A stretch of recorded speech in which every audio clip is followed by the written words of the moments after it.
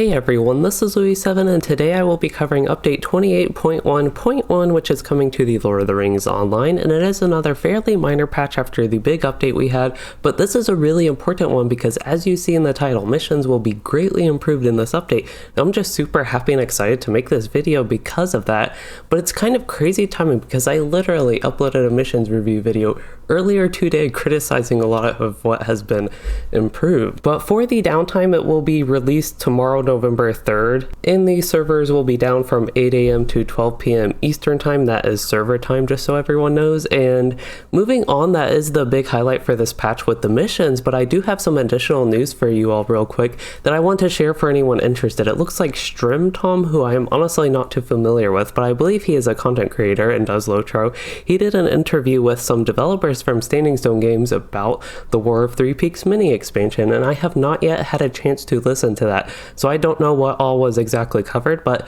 I thought some of you might be interested in that. It is some exciting LOTRO news that I did want to share in this. But let's get back to the update, and for the rest of the video I'll just detail the patch notes for y'all and give my input, then summarize my thoughts at the end. So let's get into it. Alright, so first off we have some item updates, and that will actually be with the Harvest Math Festival going on right now for the first few. And the Mask of the Leaf Turner, that is now going to be dyeable, which is always nice to have more gear that's dyeable. And the next two updates are with Treats and Trickery costumes. First, they were applying twice to Bearings, and they should only apply once now. And then also they were causing characters to T-pose in water, and as fun as that sounds, that should be fixed and you should no longer do that.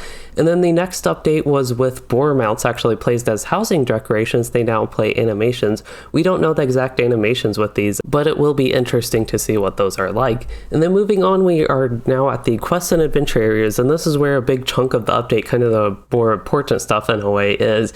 And this is where we'll see a lot of the improvements to the rewards for missions. So completing any mission quest will now award 5 motes of enchantment in addition to the Gabalaka War Mark. So this 5 motes of enchantment, that is not much, but you can do 8 missions a day on a character and you can get 40 a day per character just from doing the missions quest. So I think this is something a little bit to help for each mission you do, and that is going to be nice. And then also for cap level characters, you will now get a weekly mission quest that is auto bestowed after you do like your first level cap mission, and that'll be an additional source of embers of enchantment. We don't know the exact number of embers you get from that, but basically you have a weekly to complete missions and you'll get embers of enchantment as a reward. So another nice thing for level cap characters as well, they need the embers of enchantment and not the motes of enchantment.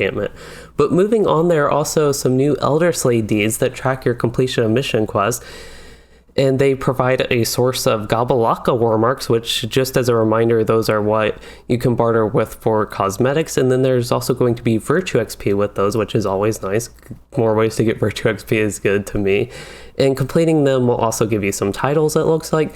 And then moving on, there are updates to the weekly and daily quests to complete missions. The dailies to complete 3 missions, and that one will give you 42 motes of enchantment, up from what used to be 20. And the weekly quest to complete the daily quest 4 times, that'll now give you 400 motes of enchantment, up from the 200. So I think these things will help a little bit with the missions. You get more motes of enchantment, level cap characters can get embers of enchantment, and there's also the new way to get Virtue XP with more deeds. So I think all those are good things. They're huge steps in the right direction, although I personally, just reading this, don't think that will be quite enough for me personally to think they're at like 100%. I still think maybe more rewards could be a good thing, but again, this is a huge step in the right direction, so it is nice. And I don't want to get too rambly about that, so let's go ahead and move into the next section, which is actually about the future and update 28.2. They highlight in the next major update, well, semi-major update 28.2 rather, the quest for Sigils of Imlad Ithil for Embers will now become Sigils of Imlad Ithil for motes. So your Minas Morgul Sigils of Imlad Ithil can now be turned into motes of enchantment instead of embers of enchantment. But to make up for that, they did make the Copper Coins of Gundabad for Embers quest, so you'll be able to get, for your Copper Coins of Gundabad, the newest currency in the War of Three Peaks, you'll be able to get your Embers of Enchantment from that. And then the final thing in the Quest and Adventures area is a little change to the Shakalash, the Stair Battle, the new 6-man instance that can also be run solo or duo. It looks like monsters should spawn correctly in the duo mode, so that's always a good thing. You want your enemies to spawn so you can complete the instance. And finally, there is a known issue that they highlighted, and it's characters of different levels and fellowship duos.